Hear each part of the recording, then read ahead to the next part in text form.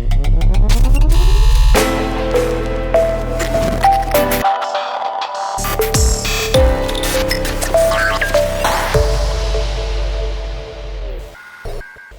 everybody, John Huber here, Maryland Education Network, brought to you by Maryland K-12.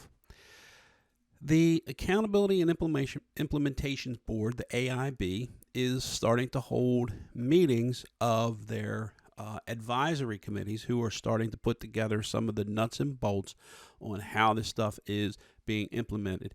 The rubber is starting to hit the road, and they're starting to run into some, I don't want to say trouble, but they're starting to scratch their heads and figuring, boy, how are we going to do this? I did a little piece on the first pillar about, so you can check one of my videos out there. But now I'm talking about Pillar 2, which deals with teacher certification and highly qualified teachers. They haven't actually held an advisory meeting for Pillar 1 yet, that's why I haven't done that. But they have for Pillar 2, and let me tell you, they're trying to figure out what in the world have they gotten themselves into. So let's take a look real quick. First of all, as you know, I hope anyway, Pillar 2 deals with teacher certification.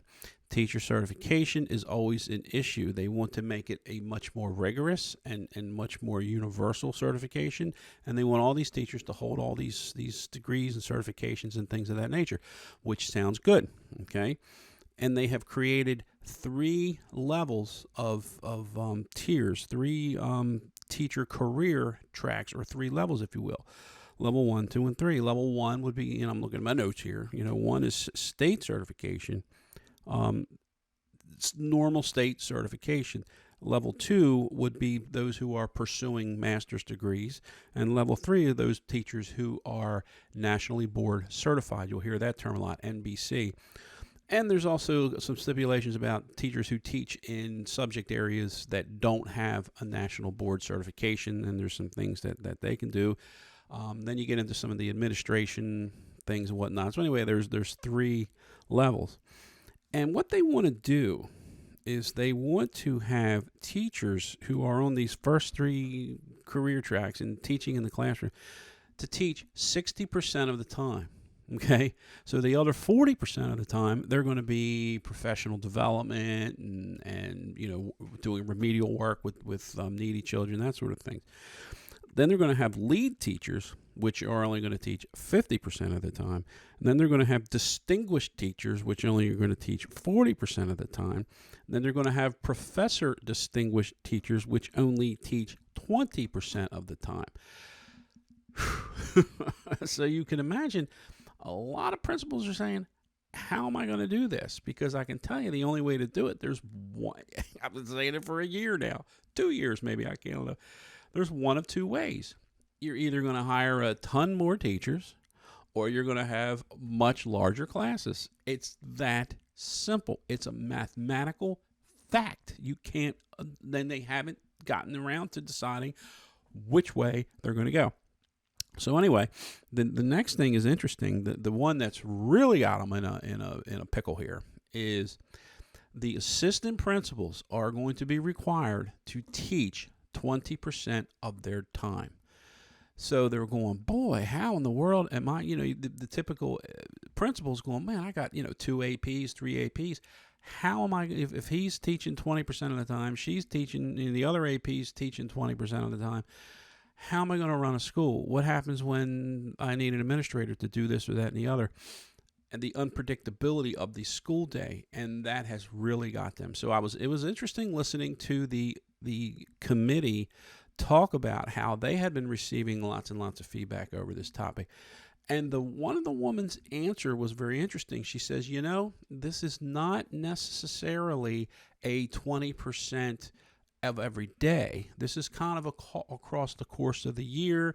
They talked about co-teaching. So they're already starting to find little ways of wiggling around this rule to say, well, if I make my AP the co-teacher of this algebra class, and he pops in once or twice a week, and he teaches a few classes, we keep track of it, and over the course of the year, we can say, well, he did this. So I'm not saying that's going to happen. I'm just saying that they're starting to find ways around some of these regulations that are coming down. Or they're going to say, I need 3 more APs at my school, and then we can create a rotation basis.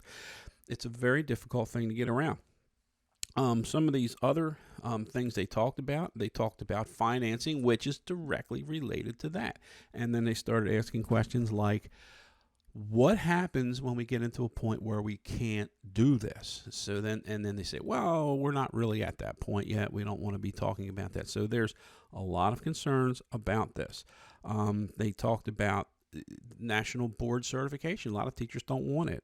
They talked about piling on, and how all of these things come down from the state and whatever, and they just keep piling on more and more and more teachers, and they just and every they always say that. Well, this is not just one of those. The thing that a lot of teachers say in the industry, say it's just another thing.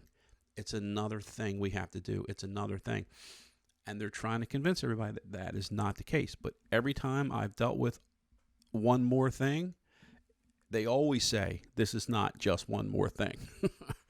And this is not necessarily bad stuff, but they need to remove everything else. But anyway, they talked about career ladders. 20% of the working time for administrators to spend in class is right now a huge stickler, and they're scratching their heads trying to figure it out. And the administration certifications there's a licensed principal, and then there's another level of principal, a distinguished principal. They even want them to teach 10% of the time. Anyway, there's a handful of other things within that particular pillar as far as teacher certification goes, but that's the big stickler right now. They're putting all these regulations. They're trying to figure out. And again, this is a 10-year implementation. This is huge. It's right around the corner, and it's coming hard. So you can follow this stuff yourself if it interests you. But if it doesn't interest you, if you're a teacher who's in the system, you're trying to keep track of what's going on, it would probably interest you.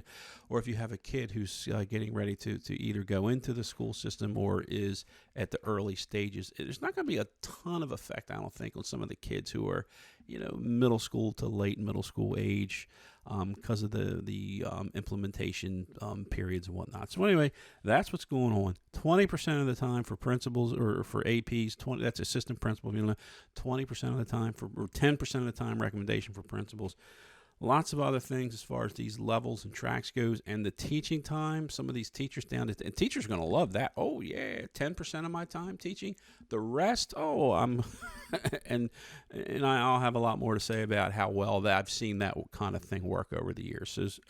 So anyway, that's where we are. Keep track. If you have any questions, give me a shout. I'd love to hear your questions. Thanks.